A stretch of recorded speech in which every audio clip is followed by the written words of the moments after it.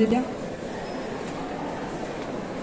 Bienvenue à toutes et à tous à cette rencontre. Donc voilà, je me présente, je m'appelle Ouda, je travaille pour la Maison des Femmes Move ASBL et ça fait plusieurs années que nous avons la chance et le plaisir de collaborer avec la Foire du Livre. Ça faisait un petit temps qu'on n'était plus revenus ici à Tour Taxi avec l'épisode de la pandémie et donc nous sommes heureuses et ravis de revenir ici et de reprendre le micro à la Foire du Livre pour présenter les projets de mes collègues Manel et Raissa pour agir contre la fracture numérique et les discriminations. Et donc nous sommes ici dans le cadre du projet Objectif Lire, comme vous pouvez le voir dans l'annonce. Et donc ce projet consiste à faire visiter et donner de la place aux personnes qui n'ont pas souvent l'occasion d'aller à la Foire du Livre. Voilà, donc c'est une opportunité d'ouvrir les portes de la Foire du Livre à plus de monde et à plus de personnes. Voilà. Donc sans plus tarder, je passe la parole à mes collègues qui vont présenter leur projet, accompagner les participantes et membres de la Maison des Femmes. Merci. Voilà, moi je m'appelle Raissa et je suis animatrice et formatrice à la Maison des Femmes Move ASBL en tant que formatrice en informatique. Et cette année, on a fait l'informatique spécifiquement sur le smartphone. Pourquoi est-ce qu'on a prévu de faire ce projet? C'est parce qu'en fait, au sein de notre structure, nous avons fait une constatation évidente, c'est que nos membres n'utilisent leur smartphone que comme un téléphone en fait. Elles utilisent un téléphone vraiment que pour téléphoner. Et donc nous avons décidé de répondre à l'appel d'offres tant qu'il faudra. Et c'est comme cela qu'est né le projet Je ne peux pas, j'éthique.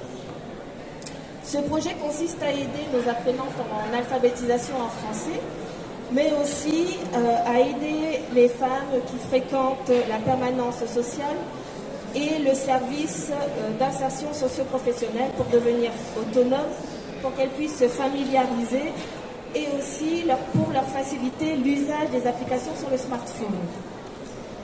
Et c'est grâce à une initiation de 6 séances d'informatique, de cours, qu'on va leur donner cette accessibilité.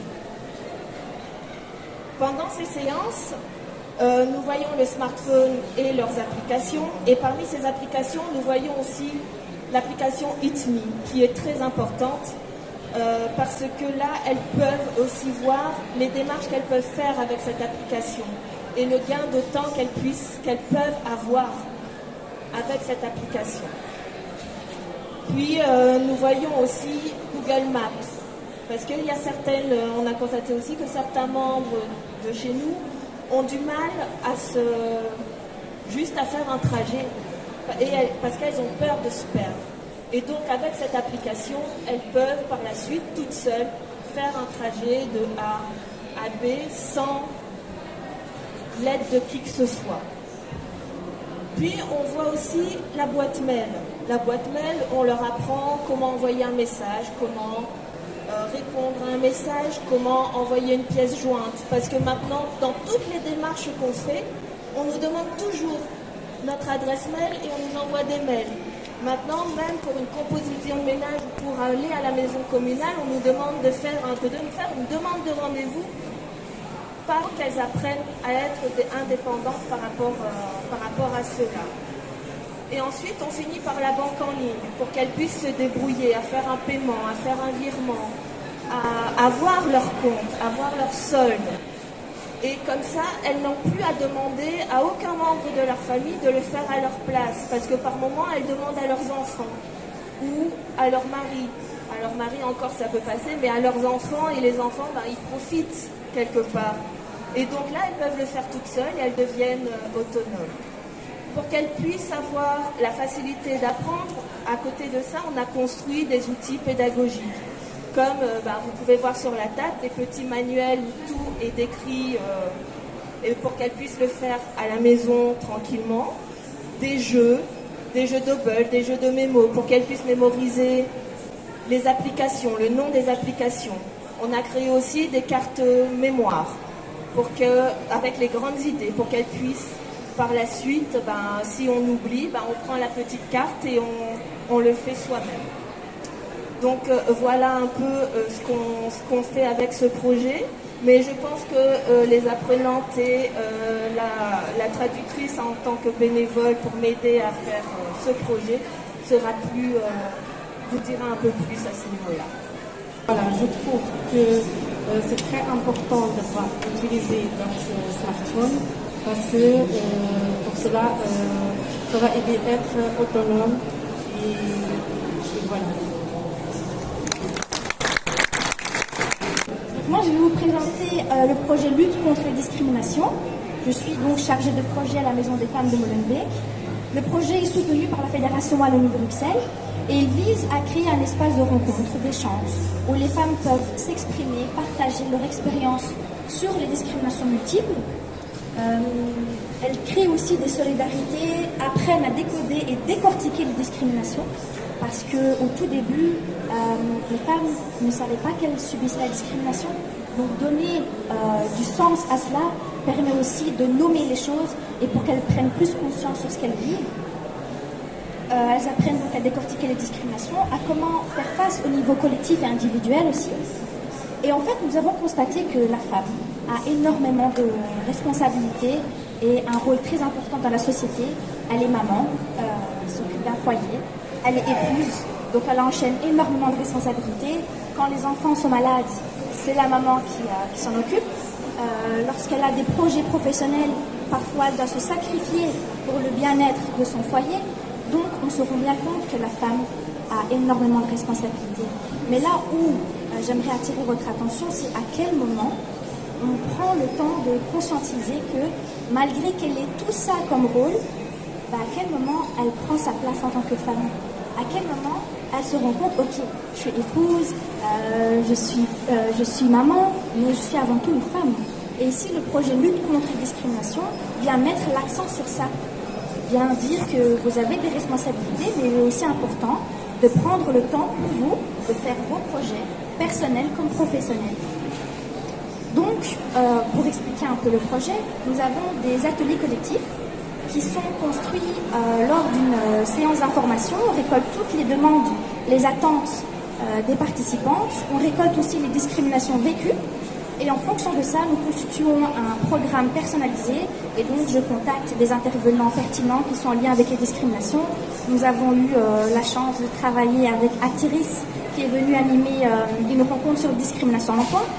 Nous avons eu aussi, nous avons abordé les discriminations envers les personnes sans papier, les discriminations envers les personnes homosexuelles. Donc vraiment, on traite toutes les formes de discrimination. Nous avons eu des juristes, des psychothérapeutes, des militantes féministes qui viennent nous parler du féminisme. C'est important, se relever en tant que femme, se donner de la force en tant que femme. Et en plus de tout ça, pour apporter une complémentarité aux ateliers collectifs, les membres du projet ont la possibilité aussi d'avoir des suivis individuels.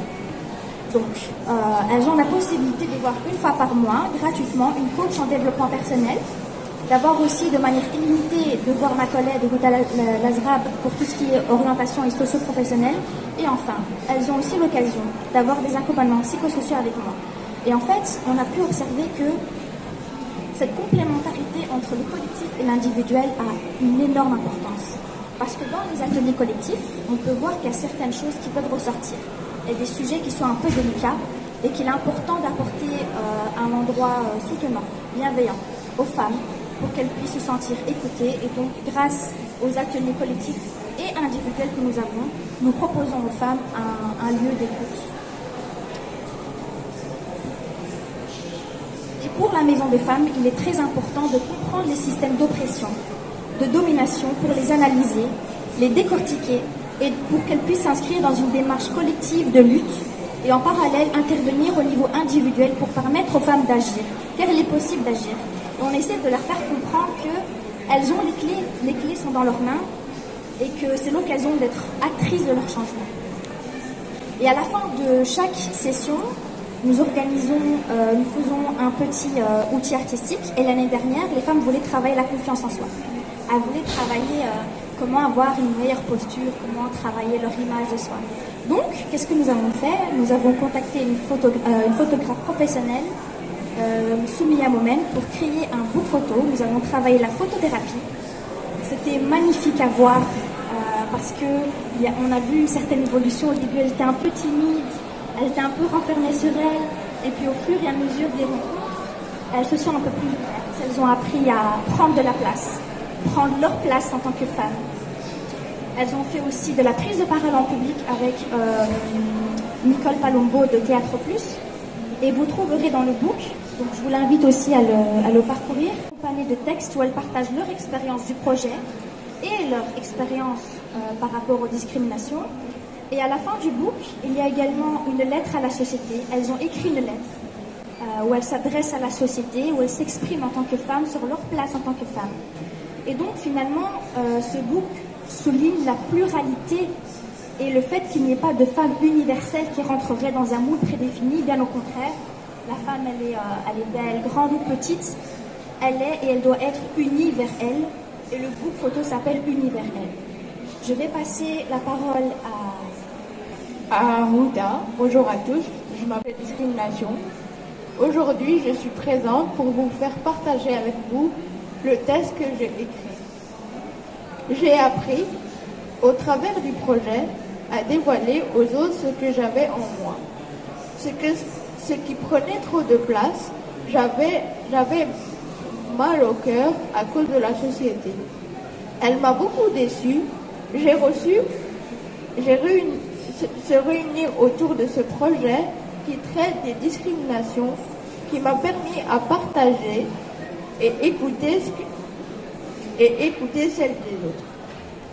Pendant le projet, j'ai appris à faire confiance aux autres et qui écoutaient mon histoire et qui se mettaient à ma place. Je ne suis pas du genre à m'exprimer finalement, entourée des personnes gentilles qui m'ont aidé à plus m'ouvrir, chose que je ne faisais pas avant. J'étais quelqu'un de méfiante, beaucoup pour un simple jugement et une critique. J'étais toujours méfiante. Quand je suis rentrée dans ce projet, je suis sentie libérée. Je pouvais tout prendre à la légère parce que tout le monde était gentil avec moi. Finalement, le projet était une sorte de pont qui m'a permis de faire le lien avec tout le monde.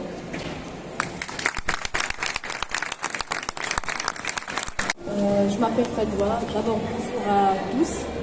Je m'appelle Fadwa, donc moi aussi je suis inscrite dans le projet de lutte contre la discrimination, ça fait 2 ans. J'aimerais bien vous dire que c'était une merveilleuse expérience avec le staff de FDF. Les femmes portent le hijab sont souvent confrontées à de nombreux obstacles lors de la recherche d'emploi. Elles se heurtent à l'accent mis par les gestionnaires sur le hijab plus que sur leurs qualifications, leurs capacités. Leurs CV sont souvent rejetés malgré l'expérience et les qualités. C'est dessus. C'est malheureusement ma douloureuse expérience qui m'a poussée à chercher d'autres façons d'atteindre les objectifs. C'est à cette époque que j'ai participé au projet Lutte contre les discriminations, ce qui m'a fait connaître un groupe de femmes merveilleuses qui ont vécu la même expérience. Cela a soulagé ma douleur. De plus, grâce à ce programme, j'ai pris connaissance d'un ensemble de lois et des lignes directrices qui me manquaient pour m'encourager à aller de l'avant. Tout cela dépasse mon concept de la vie et ça me rend plus forte. Et je répète toujours, une personne sûre d'elle connaît bien son chemin, planifie tous les aspects de sa vie et fixe ses objectifs avec précision, de sorte qu'elle ne laisse pas les autres foncer à sa place. Elle ne s'abandonne pas aux circonstances, car c'est elle qui les fait. Ce shooting ainsi que ce projet dans sa globalité était très intéressant. ils nous ont permis de mieux nous connaître, de mieux nous comprendre individuellement et dans la société. Merci Manal, qui a formé un pont solide pour traverser en toute sécurité. Merci aux responsables de ce projet et tous ceux qui ont pensé à contribuer à sa réussite.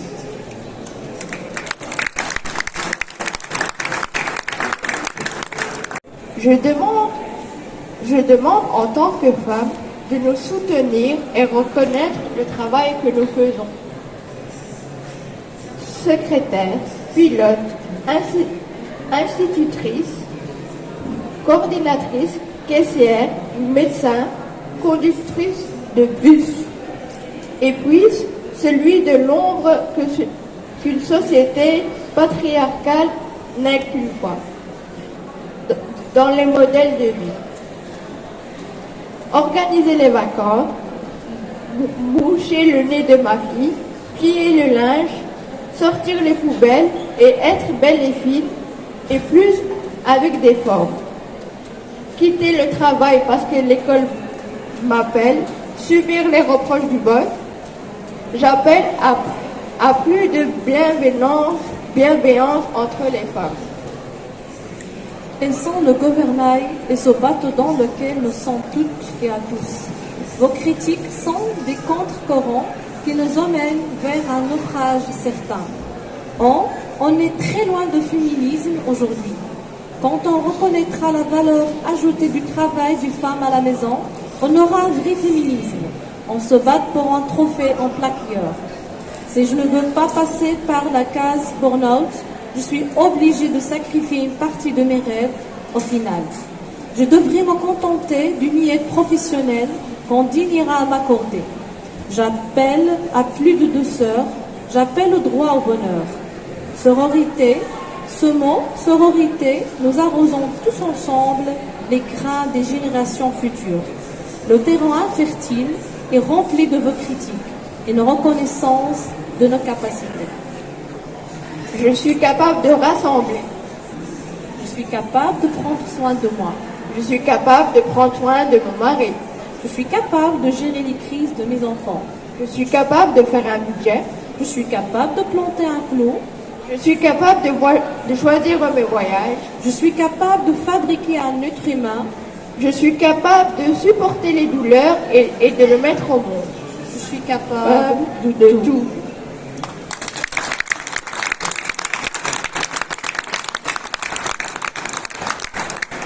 Mais corps comme le tien, de bras, de jambes, un cerveau. Reconnais-moi dans ma force, dans mon intégrité, dans ma douceur, dans ma fatigue, dans ma lassitude, dans tout ce qui fait de moi un être humain. Accueille-moi quand j'ai mal, accueille-moi avec des plumes, avec de la tendresse, écoute-moi, entends-moi. Ce que tu dis, ce que tu conseilles, je le sais déjà, je l'ai réfléchi avant toi. Mais je suis là devant toi, ma société, je ne t'aime pas tous les jours, et toi non plus. Mais nous sommes ensemble de passage, essayons de construire équitablement, durablement, avec bienveillance, avec qui tu es et qui je suis. Nous nous adapterons l'une à l'autre. Tu veux bien? En fait, je veux juste partager avec vous le résultat que j'ai à partir du projet de discrimination. Donc, à travers le projet de discrimination, j'ai créé une ASBL pour travailler, parce que quand j'ai partagé avec vous mon expérience, que j'ai trouvé des difficultés d'avoir un emploi, puisque je suis voilée, je suis une femme voilée. Donc c'est pour ça que j'ai pensé de créer notre propre emploi, pour travailler indépendant, ça veut dire. Et les objectifs de cette ASBL, c'est quoi? C'est travailler dans le domaine d'aide et de subventions caritatives, apporter un soutien psychosocial aux parents et aux enfants des besoins spécifiques, prêter attention et encourager les aspects créatifs et professionnels à différents niveaux. En fait, pourquoi j'ai choisi de travailler indépendante et de créer une ASBL? Parce que j'ai beaucoup de compétences à partager avec les gens, mais malheureusement, je n'ai pas eu l'occasion de partager avec un emploi, comme un salarié. Mais maintenant, je partage librement avec tout le monde parce que franchement, une expérience de 10 ans plus, c'est pas facile. Donc j'aimerais bien de partager avec tout le monde. Et j'ai l'honneur de reconnaître des gens comme Manan, Raïssa, la coordinatrice de FMND, Maison de Femmes. Franchement, j'ai trouvé un bon endroit et un bon soutien pour me pousser et pour aller à l'avant. Merci à vous tous.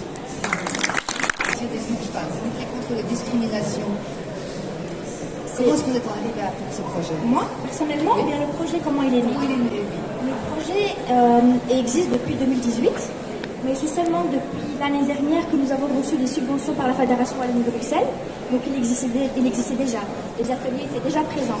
Mais grâce au soutien que nous avons eu de la Fédération Wallonie de Bruxelles, nous avons pu avoir plus de moyens. Donc matériel, etc., pour contacter plus de personnes et aussi avoir des suivis individuels. C'est vrai qu'avant, il n'y avait pas forcément de suivi à proprement dit, mais depuis le soutien de la Fédération Wallonie de Bruxelles, nous avons l'occasion, c'est un peu grâce à ça que je suis là aussi, donc que nous avons des accompagnements psychosociaux. Donc voilà, il existe depuis 2018. Voilà, bonjour tout le monde. Donc je suis Noura, la coordinatrice de la Maison des Femmes, pour répondre à la question des discriminations multiples et pourquoi on a porté ce projet au sein de la Maison des Femmes. Nous travaillons à Molenbeek et nous accueillons majoritairement des femmes issues de l'immigration. Et quand on dit femmes issues de l'immigration, je pense, vous devinez qu'on parle de discriminations multiples liées au sexe, à l'origine, à la classe sociale, économique. Et donc c'était tout à fait évident de penser à comment on peut vraiment traiter tous les aspects qui touchent les femmes, pas seulement un seul aspect, parce que, comme on dit, ce n'est pas seulement une addition de discrimination, mais le fait de cumuler plusieurs discriminations crée des situations différentes et complexes. Et donc, il est important de les analyser, de les comprendre pour pouvoir trouver des solutions efficaces. Et en fait, tout notre travail à la Maison des Femmes est basé sur cette lecture-là, qu'on appelle lecture intersectionnelle, qui prend en compte tous les aspects de discrimination que les femmes issues de toutes les immigrations, même si parfois il y a des différences dans les vécus, mais c'est notre approche. Et donc, comme Manel l'a dit, on a commencé le projet en 2018. C'était des subsides ponctuels, donc année par année, et le projet a prouvé son importance et sa qualité, ce qui nous a permis de pérenniser le projet, avoir des subsides sur le long terme et pouvoir engager une chargée de projet. On est ravis d'avoir Manel avec nous depuis 2 ans.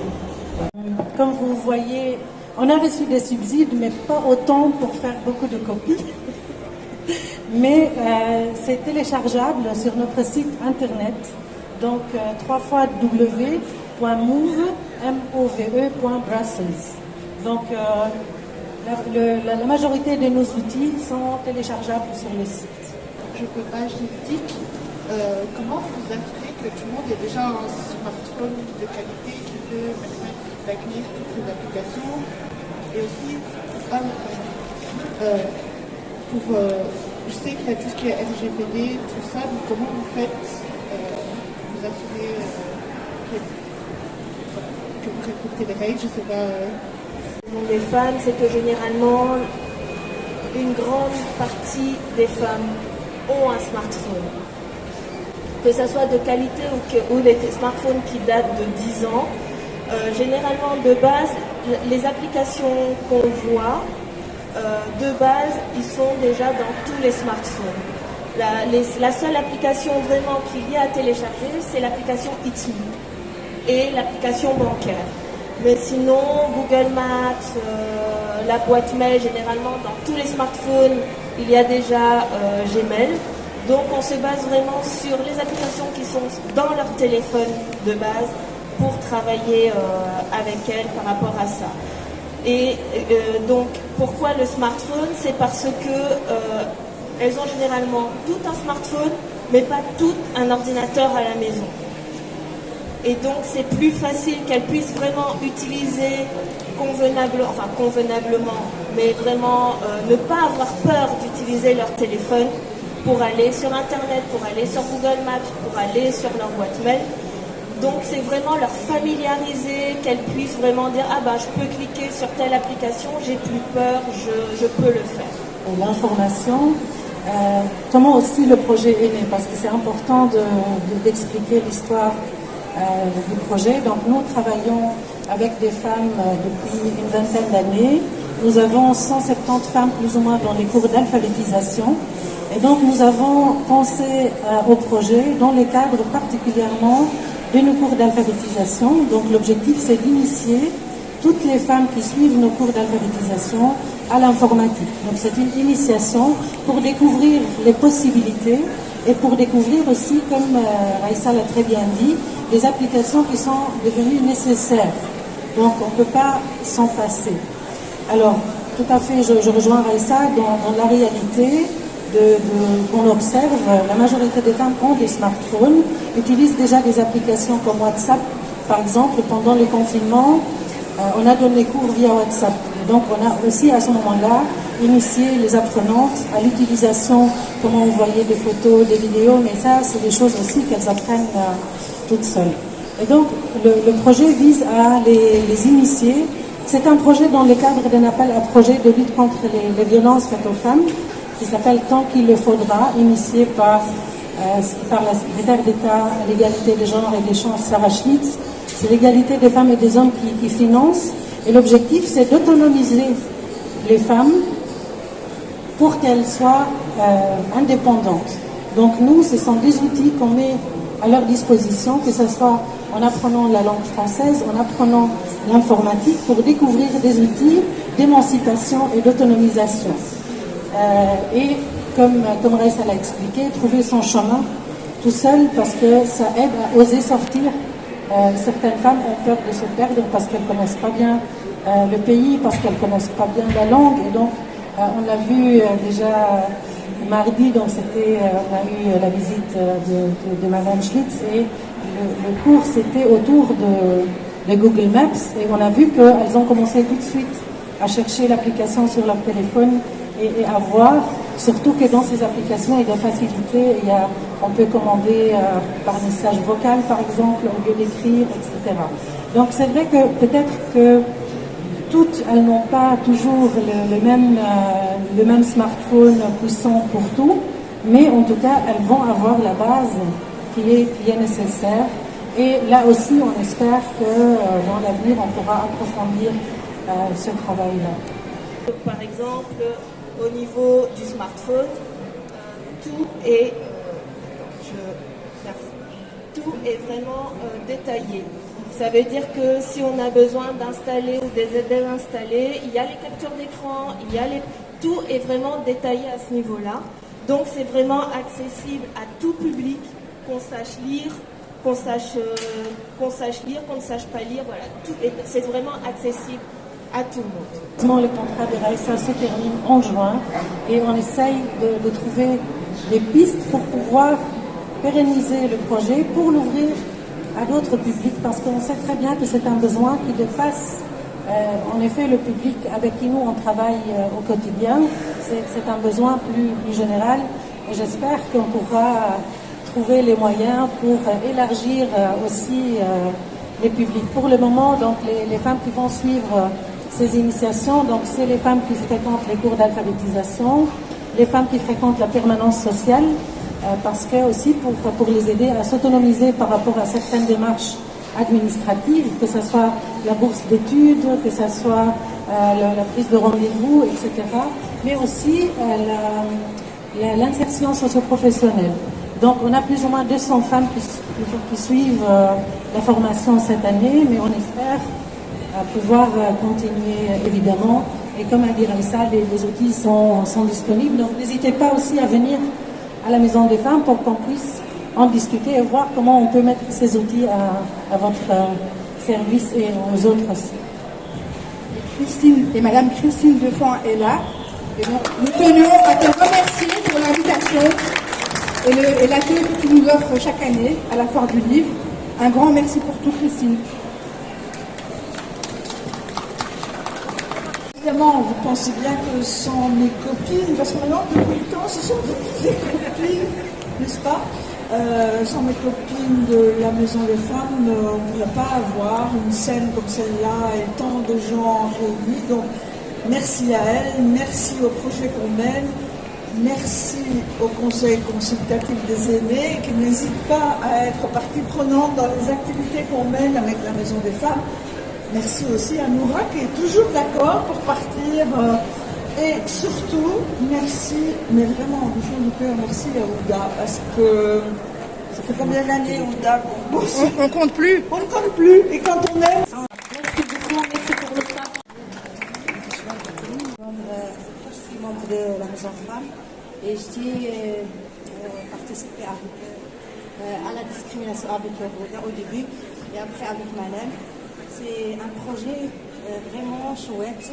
On discute, on partage beaucoup de choses, beaucoup des sentiments, des bons et des mauvais, comme thérapie. Quand on parle et tout, on soulage. Vraiment, c'est un beau projet, moi j'aime bien. Mais j'aime bien, merci à Malem, merci à Ouda pour votre projet, c'était trop bon. Merci à Noura aussi, merci à toutes les femmes. Toutes les femmes de la Maison de Femmes, Raïssa, Malika, Sandrine, tous les membres de la Maison de Femmes et les collaborateurs de la Maison de Femmes. Et on est bien à la Maison de Femmes, vraiment c'est notre deuxième maison. On va là-bas avec amour, on partage beaucoup de choses. N'hésitez pas de venir à la Maison de Femmes.